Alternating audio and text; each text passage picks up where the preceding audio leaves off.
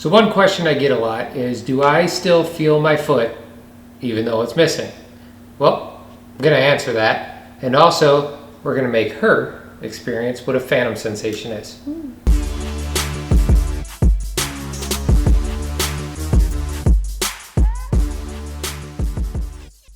Welcome back to Adaptive Humanity, where we dare you to adventure beyond your limitations. All right, so I get the question all the time, do I still feel my foot even though it is not there? And yes, I feel it all the time. Like right now, there's like stuff shoved between my toes. It's not painful at the moment, it's just annoying. Extremely annoying. Like if I could, I'd amputate my toes all over again. It's so annoying. So, and that is called a phantom sensation. That's different from phantom pain. Phantom pain, I do get. Mine is all different. Sometimes it feels like my toe is literally in like a vice, like something squeezing it, 1,000 bees. Yep. Yeah, like it's not like just a one little prick. It's like I just pissed off the whole hive and they just decided to go after my foot and be like, and those usually know I get because my leg will jump or stump or whatever you want to call it, residual limb to be politically correct and all that nonsense. But yeah, I'll just be sitting there on the couch and then all of a sudden you'll just watch it go like that for no reason. And she looks at me and is like, what the? And yeah, that's usually the million bees stinging me in the bottom of my foot. I feel like it's on fire. It does weird stuff. And the other thing I get is muscle spasms. So I'll just be sitting there and all of a sudden my leg will shake like this. Or if I go to step somewhere and I feel like I'm losing my balance a little bit, just Mr. McFloppy down there, right? Just starts flapping around all over the place. Most of the time it happens for me is at night when I'm getting ready to go to bed, trying to shut my brain off, watching TV, like if I'm watching a movie or something. So when you're relaxing? Yeah, like when brain gets clicked off, when I'm just trying to chill out. Yeah. And I'm not thinking about stuff and 5 million things running through my brain. Because your brain's focusing on other stuff. Does it happen during sex? You tell me. I don't know. There's a lot going on. Have you ever noticed it? You know, like all of a sudden you got like a stump in your face. So yeah, I mean, I don't think it really does happen. It has a couple times, position dependent. For the record, we didn't rehearse that I just sprung on her. So enjoy the reaction. I think I'm red. So I mean, it doesn't because I'm focused on something. Like I have a goal. It does happen. So how do you fix that? How do you get it to stop happening, especially when it's painful? And one of the things that they do is mirror therapy. So mirror therapy, say you're a arm amputee, right? So you have your arms here and then this one kind of, we'll stump it off. So you'll put the mirror between your residual limb stumperton and your good side. So you want the mirror reflecting onto your good side. And then you look into the reflection until you cannot see the one that is missing anymore. And then you'll start moving both as if your hand wasn't ever missing or your arm wasn't ever missing, and you move them in unison like this.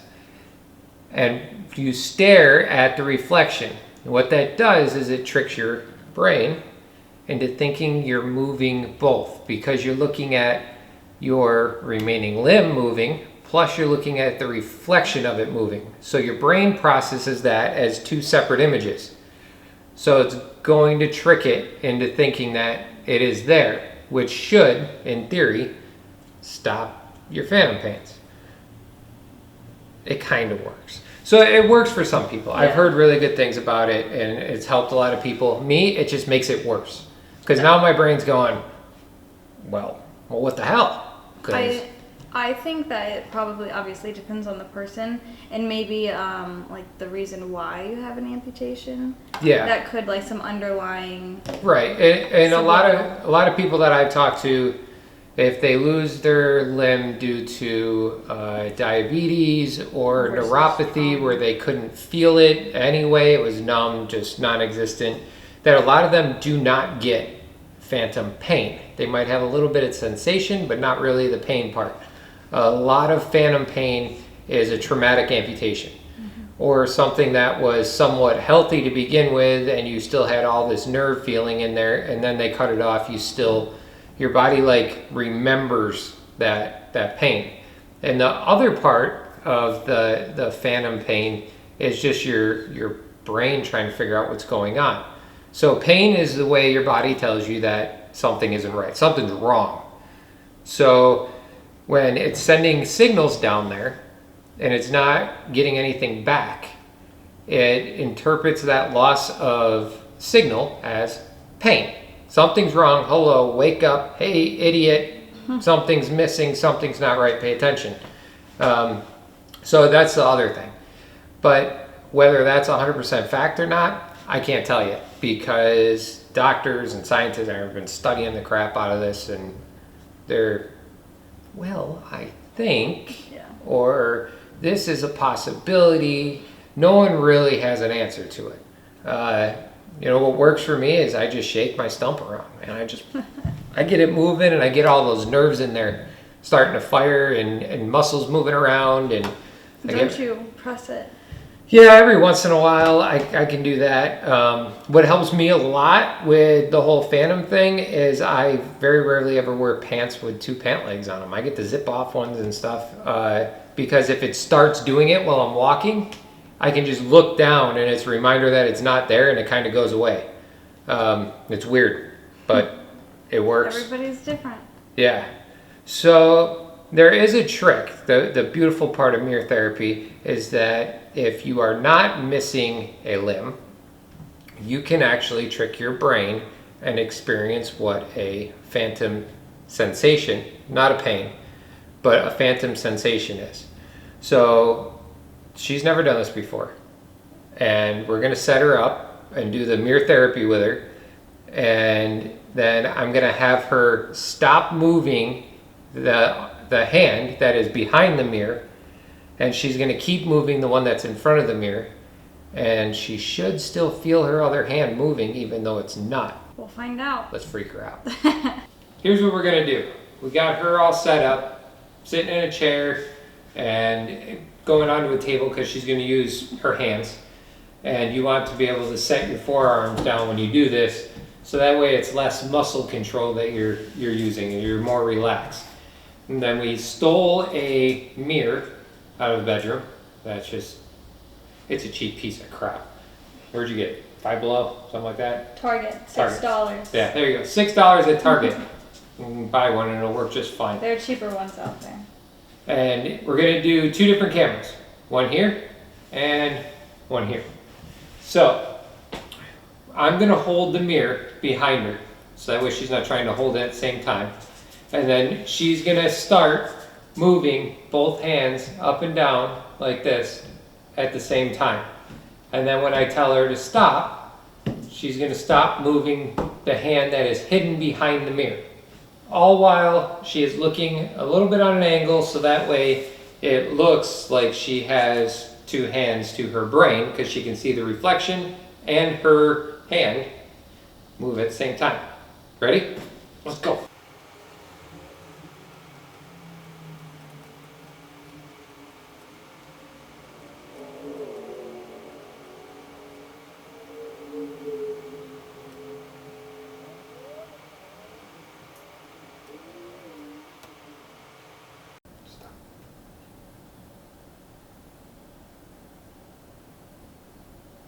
It is trippy. It's confusing. It's fucking weird, actually. I don't know how to explain it. But I can obviously... Yeah, I guess that's what it is. I mean, it is what it is, but it's weird. It's just weird. It's kind of creeping me out. Yeah. Oh, you know what it feels like? It's like when you wake up in the morning and you had like laid on your arm all funky and it's like flop. and you can't feel it or move it at all, but then you see that it is moving. It's so confusing. Or, okay, this sounds stupid, but it's like when you wake up in the morning and you had been sleeping on your arm and you didn't realize it and you can't move it, but you go to grab something and then you realize that this happens and you're like, holy shit, I can't move my arm.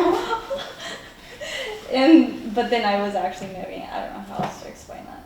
But it was, I guess, a phantom sensation is how you explain it. Yeah, what it should be like is you're going like this and you're looking in the mirror and then all of a sudden you stop moving this hand and you're just tripped out because you're like, your brain is going, it's still moving, Yeah. but it's not moving because you know it's not moving because you stopped moving your hand, but it's still going, and obviously you see it's still going, but it's not going. Yeah.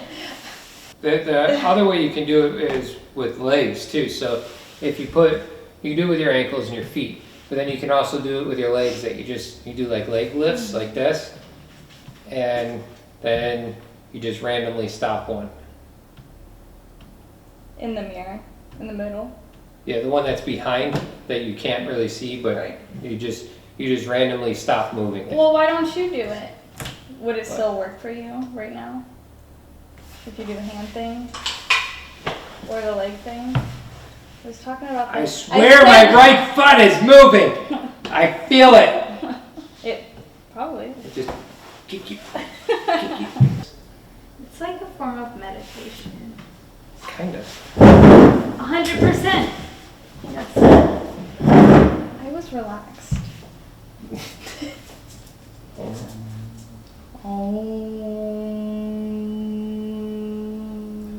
Yeah. Yes. No, fun fact. She took me to yoga one time. I swear to God, freaking cult. Okay. It's a cult. Everybody goes "Om" at the same time, and it's like humming through the whole thing. Then they hit the bell. Nobody hit a bell. Where's it? Yeah, it's a bowl. Tibetan singing bowls. Yeah, they had the bowl thing going. Yes. And it was awesome.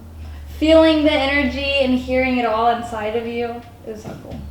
I liked it. It's the vibrations. It's a cold. I hate relaxing. It's a little freaky when you're in the dark with, I don't know, 30 people and you barely see crap, and all of a sudden there's like this person playing these magic bowls trying to put you into a trance, and then repeat after me, Om, and I'm ringing my bowl. And I'm ringing my bowl. Ro would be proud. And I'm ringing it. And now you're going to give me your wallet. That's no, what it's like. No, it is not. You need to open up your chakras. I just opened my chakra about 20 minutes ago. Right in that bathroom. What the? Ew. All right, anyway. So, phantom pain, phantom sensation. Yes, it is real. Yes, it sucks. And you can fake yourself into having it, even if you still have two hands. It may take some practice. It may take multiple times to try it. It works better if you're drunk. Believe it or not, it really does. What the hell? You didn't say that. Should we have gotten drunk first? Duh. All right. Any excuse.